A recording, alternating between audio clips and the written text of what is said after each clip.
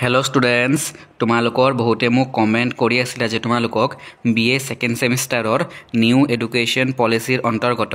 Assamese SEC সাবজেক্টৰ পৰা এইবাৰ পৰীক্ষাত আহিবলগীয়া গোটেই কিতাপখনৰে কমন ইম্পৰ্টেন্ট প্ৰশ্নৰ উত্তৰ লাগে গতিকে তোমালোকে কৰা কমেন্ট অনুসৰি আজি মই তোমালোকৰ বাবে BA সেকেন্ড সেমিস্টাৰৰ নিউ এডুকেশন পলিচিৰ অন্তৰ্গত এছামিজ SEC সাবজেক্টৰ পৰা এইবাৰ পৰীক্ষাত আহিবলগীয়া কেইবাটা গুৰুত্বপূৰ্ণ আৰু কমন ইম্পৰ্টেন্ট প্ৰশ্নৰ উত্তৰ লৈ আহিছো গতিকে তোমালোকে চিন্তা কৰিবলগীয়া অলপো বিষয় নাই তোমালোকে ভিডিওটো একদম শেষলৈকে চাই যোৱা এতিয়া মই প্ৰথমটি প্ৰশ্নৰ পৰা আলোচনা কৰাই দিম আৰু এইখন হৈছে তোমালোকৰ সিলেবাস দেখিব পাৰিছা যে তোমালোকৰ 4 ইয়াৰ আন্ডাৰ গ্ৰেজুৱেট প্ৰগ্ৰাম তোমালোকৰ সাবজেক্ট এছামিজ সেকেন্ড সেমিস্টাৰ আৰু তোমালোকৰ SEC এছামিজ SEC সিলেবাস হয় এখন দেখিব পাৰিছা যে সম্পাদনা উদ্দেশ্য আৰু গুৰুত্ব গ্ৰন্থ প্ৰস্তুতকৰণ আৰ্হিপাঠ সংশোধন পদ্ধতি ছপাকৰণ তাৰ পিছত তোমালোকৰ কম্পিউটাৰ আৰু অসমীয়া ভাষা অসমীয়া মুদ্ৰণ অসমীয়া ভাষাৰ সফটওয়্যাৰ ব্যৱহাৰ অসমীয়া DTPৰ বিন্যাস সেটিং তাৰ পিছত ব্যৱহাৰিক কৰ্ম এখন হৈছে তোমালোকৰ সিলেবাস এতিয়া প্ৰথমটি প্ৰশ্নৰ পৰা মই আলোচনা কৰাই দি আছো মই তোমালোকৰ 1 আৰু 2 মাৰ্কছৰ শৰ্ট কোৱেশ্চন আনসাৰ আৰু তোমালোকৰ পৰীক্ষাৰ আহিবলগীয়া 5 and 8 মাৰ্কছৰ বা 10 মাৰ্কছৰ লং কোৱেশ্চন আনসাৰ গোটেইখিনি আলোচনা কৰাই দিম তোমালোকে ভিডিওটো শেষলৈকে চাই যোৱা এতিয়া প্ৰথমটি প্ৰশ্ন দেখিব পাৰিছা প্ৰথম প্ৰশ্ন আৰ্হি পাঠ বুলিলে কি বুজা বা আৰ্হি পাঠ কাক বোলে উত্তৰ তোমালোকে এখন বহি উলিয়াই লোৱা তোমালোকে লিখি লব পাৰিবা সোৱা আৰ্হি পাঠ কাক বোলে বা আৰ্হি পাঠ বুলিলে কি বুজা উত্তৰ আৰ্হি পাঠ বা প্ৰুফ ৰিডিং হৈছে কোনো এখন গ্ৰন্থ বা পাণ্ডুলিপিৰ মুদ্ৰণৰ আগতে ভুল সংশোধন কৰা তোমালোকে ধুনিয়াকৈ ইয়াৰ পৰা লিখি লব পাৰিবা যে আৰ্হি পাঠ হৈছে বা আৰ্হি পাঠ বা প্ৰুফ ৰিডিং আৰ্হি পাঠ বা প্ৰুফ ৰিডিং হৈছে কোনো এখন গ্ৰন্থ কিতাপ বা পাণ্ডুলিপিৰ মুদ্ৰণৰ আগতে ভুল সংশোধন কৰা পৰৱৰ্তী প্ৰশ্ন আৰ্হি পাঠৰ পদ্ধতি আৰু কৌশল বুলিলে কি বুজা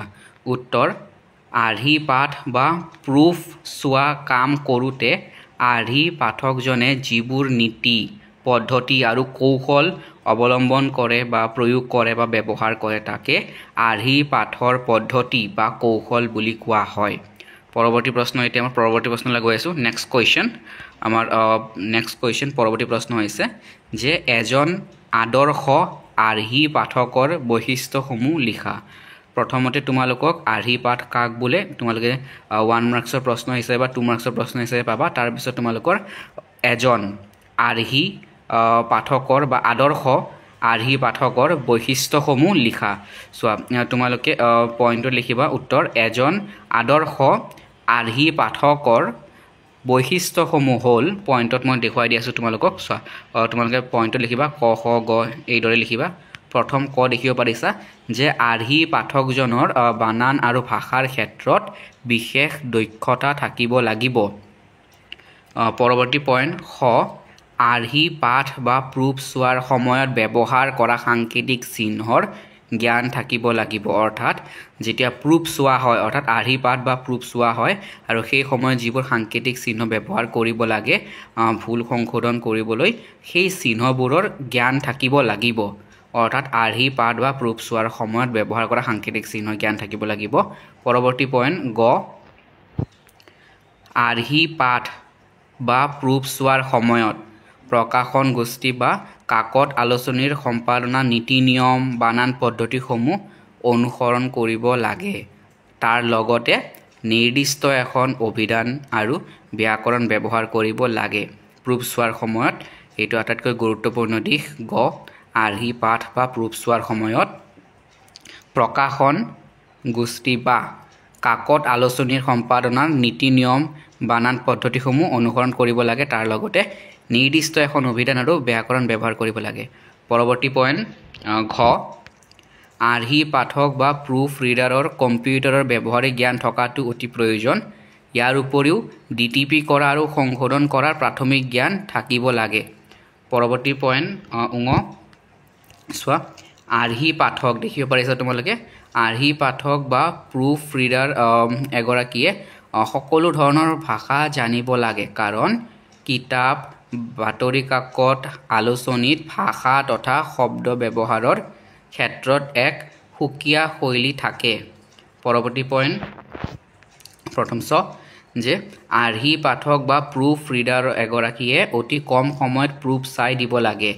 বিশেষকৈ বাতৰি কাকত আলোচনীত কম সময়ৰ ভিতৰত লেখনিসমূহ প্ৰকাশ কৰাৰ বাবে সাজু কৰি দিব লাগে এটা পৰৱৰ্তী প্ৰশ্নলৈ গৈ আছো আমি আমাৰ পৰৱৰ্তী প্ৰশ্ন হৈছে ডক্টৰ নিৰাজনা মহন্ত বেজবৰাৰ মতে ভাল লেখনৰ কৌশল আৰু গুণাৱলীসমূহ কি কি তোমালোকে পইণ্টত লিখিবা মই দেখুৱাই দিছো চোৱা প্ৰথমে দেখিব পাৰিছা উত্তৰ ক যে সহজ সৰলভাৱে লিখা কথাই তাৰ বক্তব্য অধিক ৰূপত স্পষ্ট কৰিব পাৰে সৰল শব্দ আৰু সৰল বাক্যৰ ব্যৱহাৰৰ ক্ষেত্ৰত একেটা কথাই প্ৰযোজ্য তাৰপিছত পৰৱৰ্তী পইণ্ট দেখিব পাৰিছা তোমালোকে যিকোনো ভাল লেখকৰ কাৰণে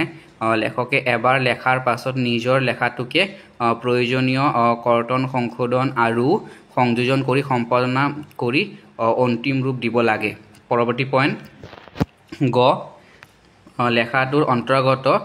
চিন্তাসমূহৰ এক সূত্ৰতা যাতে কতো মানে বাধাগ্ৰস্ত নহয় তাৰ প্ৰতি লেখকে সদায় দৃষ্টি ৰাখিব লাগে তাৰপিছত লেখা কাৰ্যটো মানে প্ৰথমৰ পৰা শেষলৈ তাৰ মূল বিষয়মুখী হ'ব লাগে পৰৱৰ্তী পইণ্ট খ যে লেখা প্ৰভাৱ সাৱলীল হয় তাৰপিছত ভাল লেখন তথ্যৰে সমৃদ্ধ হৈও বাতৰিৰ নিচিনা নিৰস নহয় ইম্পৰ্টেণ্ট পইণ্ট এইটো যে ভাল লেখন তথ্যৰে সমৃদ্ধ হৈও বাতৰিৰ নিচিনা নিৰস নহয় পৰৱৰ্তী পইণ্ট প্ৰথম চ ভাল ৰচনা এখন বা অন্য যিকোনো ধৰণৰ লেখা পাঠকে সহজতেই বুজিব পৰা হ'ব লাগে পৰৱৰ্তী প্ৰশ্নলৈ গৈ আছোঁ আমি আমাৰ পৰৱৰ্তী প্ৰশ্ন হৈছে আৰ্হি পাঠ বা প্ৰুফ ৰিডিং কি আৰ্হি পাঠৰ পদ্ধতি আৰু কৌশল এই প্ৰশ্নটো ইতিমধ্যে মই 1 মাৰ্কছৰ 2 মাৰ্কছৰ হিচাপে আলোচনা কৰাই দিছোঁ যে আৰ্হি পাঠ কি বা প্ৰুফ ৰিডিং কি কিন্তু তোমালোকে লং কুৱেশ্যন হিচাপে একেলগে তোমালোকক দিব যে প্ৰশ্নটো এইদৰে আহিব যে আৰ্হি পাঠ বা প্ৰুফ ৰিডিং বুলিলে কি বুজা বা কাক বোলে আৰু আৰ্হি পাঠৰ পদ্ধতি কি হয় আৰু কৌশল কি হয় আৰ্হি পাঠৰ পদ্ধতি আৰু কৌশল বুলিলে কি বুজা উত্তৰ মই দেখুৱাই দি আছোঁ আৰু তোমালোকক উত্তৰটো মই কৈ দি আছোঁ চোৱা তোমালোকে ভালকৈ ধুনীয়াকৈ বহীত লিখি ল'ব পাৰিবা আৰু ইম্পৰ্টেণ্ট প্ৰশ্ন তোমালোকে আৰ্হি পাঠৰ তোমালোকে পদ্ধতি আৰু কৌশলৰ ওপৰত প্ৰশ্ন হ'ব চোৱা প্ৰথমতে লিখিবা যে কাক বোলে আৰ্হি পাঠ কি হয় যে কোনো এখন গ্ৰন্থ বা পাণ্ডুলিপিৰ মুদ্ৰাৰ আগতে ভুল সংশোধন কৰাকে আৰ্হি পাঠ বা প্ৰুফ ৰিডিং বুলি কোৱা হয় ইয়াৰ বাবে আৰ্হি পাঠকৰ অসমীয়া বানান সম্পৰ্কে যথেষ্ট জ্ঞান থাকিব লাগে আৰ্হি পাঠক এজনে কম্পিউটাৰত কম্প'জ কৰা কপিটো মূল লেখাটোৰ সৈতে পৰীক্ষা কৰে মই দেখুৱাই দি আছোঁ তোমালোকক চোৱা যে মূল লেখাটোৰ সৈতে পৰীক্ষা কৰে আৰু কম্প'জ কৰোঁতে হোৱা বানানৰ ভুল কোনো শব্দ বাক্য বাদ পৰিলে তাৰ সংশোধনৰ বাবে বিভিন্ন নিৰ্দেশনা প্ৰদান কৰি কিছুমান সাংকেতিক চিহ্ন ব্যৱহাৰ কৰে ইয়াকে আৰ্হি পাঠ বা প্ৰুফ ৰিডিং বুলি কোৱা হয় পৰৱৰ্তী আমি পেৰাগ্ৰাফলৈ গৈ আছোঁ তোমালোকে পেৰাগ্ৰাফত লিখিবা চোৱা পৰৱৰ্তী পেৰাগ্ৰাফ হৈছে যে আৰ্হি পাঠ বা প্ৰুফ চোৱা কাম কৰোঁতে আৰ্হি পাঠকজনে যিবোৰ নীতি পদ্ধতি আৰু কৌশল অৱলম্বন কৰে তাকে আৰ্হি পাঠৰ পদ্ধতি আৰু কৌশল বুলিও কোৱা হয় মনত ৰাখিবা আৰ্হি পাঠ বা প্ৰুফ চোৱাৰ সময়ত বা প্ৰুফ চোৱা কাম কৰোঁতে আৰ্হি পাঠকজনে যিবোৰ নীতি পদ্ধতি আৰু কৌশল অৱলম্বন কৰে তাকে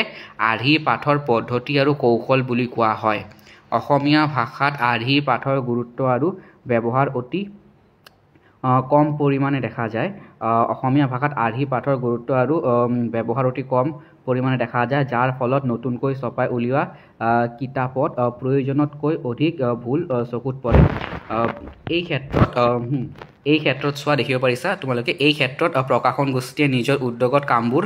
সুচাৰুৰূপে সম্পাদনা কৰিব লাগে আৰ্হি পাঠ পঢ়োঁতাজনৰ বানান সম্পৰ্কে যথেষ্ট জ্ঞান থাকিব লাগে আৰু আৰ্হি পাঠকজনৰ অভিধানৰ লগত সম্পৰ্ক থাকিব লাগে পৰৱৰ্তী আমি পেৰাগ্ৰাফলৈ যাম এতিয়া দেখিব পাৰিছা যে তাৰ লগতে ভাষা সাহিত্যৰ জ্ঞান থকাটো অতি প্ৰয়োজনীয় এখন নিৰ্ভুল গ্ৰন্থ পঢ়ুৱৈৰ হাতত তুলি দিয়াত আৰ্হি পাঠকজনৰ ভূমিকা অতি গুৰুত্বপূৰ্ণ কি কৈছে যে লগতে তাৰ লগতে ভাষা সাহিত্যৰ জ্ঞান থকাটো অতি প্ৰয়োজনীয় এখন নিৰ্ভুল গ্ৰন্থ পঢ়ুৱৈৰ হাতত তুলি দিয়াত আৰ্হি পাঠকজনৰ ভূমিকা অতি গুৰুত্বপূৰ্ণ এতিয়া আমি পৰৱৰ্তী পেৰাগ্ৰাফলৈ গৈ আছোঁ এই হৈছে পৰৱৰ্তী পেৰাগ্ৰাফ যে আৰ্হি পাঠকজনে সমগ্ৰ গ্ৰন্থৰ পাণ্ডুলিপি বা আলোচনীৰ প্ৰবন্ধসমূহ একেলগে পঢ়ি ল'ব লাগে আৰ্হি পাঠ বা প্ৰুফ ৰিডিঙৰ সময়ত 2-3 জন মানুহ জড়িত হ'ব পাৰিলে মানে সুবিধা হয় আৰু এজনে মূল পাণ্ডুলিপি বা লেখাটো পঢ়ি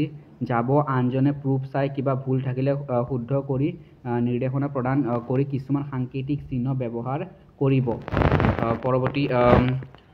পৰৱৰ্তী বাক্য হৈছে আৰ্হি পাঠকজনৰ সাংকেতিক চিহ্নৰ সঠিক ব্যৱহাৰ সম্পৰ্কে জ্ঞান থাকিব লাগিব সম্পাদনা কৰোঁতে যথেষ্ট সাৱধানতা অৱলম্বন কৰা হয় তথাপি বিভিন্ন ভুল ৰৈ যোৱাৰ সম্ভাৱনা থাকে আৰু এই ভুলবোৰ বিচাৰি সংশোধনৰ নিৰ্দেশ দিয়াই হৈছে আৰ্হি পাঠক বা প্ৰুফ ৰিডাৰৰ দায়িত্ব গতিকে এই প্ৰশ্নটোৰ উত্তৰ ইয়াতে সমাপ্ত হৈছে আৰু এইটো দীঘলীয়া প্ৰশ্ন হ'ব আৰু পৰীক্ষাত আহিবলগীয়া ইম্পৰ্টেণ্ট কমন প্ৰশ্ন ইয়াৰ পৰৱৰ্তী ভিডিঅ'ত মই তোমালোকক সম্পাদনা কি সম্পাদনা কাক বোলে গ্ৰন্থ সম্পাদনাৰ উদ্দেশ্য কি গুৰুত্ব কি সেই সম্পৰ্কে মই তোমালোকক ভিডিঅ' বনাই তোমালোকক প্ৰশ্ন উত্তৰ প্ৰদান কৰিম আৰু পৰীক্ষাত আহিবলগীয়া প্ৰশ্ন হয় গতিকে তোমালোকে ইয়াৰ পৰৱৰ্তী ভিডিঅ'টোতে প্ৰশ্ন উত্তৰখিনি পাই যাবা এছামিছ SEC ছাবজেক্টটোৰ আৰু তোমালোকৰ যিবোৰ প্ৰশ্নৰ উত্তৰ বাকী আছে মই পৰৱৰ্তী ভিডিঅ'ত গোটেইখিনি দি দিম তোমালোকে সকলোৱে এই ভিডিঅ'টো শ্বেয়াৰ কৰি দিবা সকলোৱে ভালদৰে পঢ়ি থাকিবা তোমালোকে পৰীক্ষা আহি পাইছে গতিকে সকলোৱে ভালদৰে পঢ়ি থাকিবা আৰু তোমালোকে ইয়াৰ পিছত যাৰ তোমালোকৰ অসমীয়া ছাবজেক্ট আছে অসমীয়া ছাবজেক্টৰ অসমীয়া বিষয়ৰো মই ভিডিঅ' প্ৰদান কৰিম গতিকে তোমালোকে ভিডিঅ'টো সকলোকে শ্বেয়াৰ কৰি দিবা সকলোৱে ভালদৰে পঢ়ি থাকিবা আৰু ভিডিঅ'টো চোৱাৰ কাৰণে সকলোকে যথেষ্ট ধন্যবাদ ভিডিঅ'টো আজি আমি ইয়াতে সামৰিছোঁ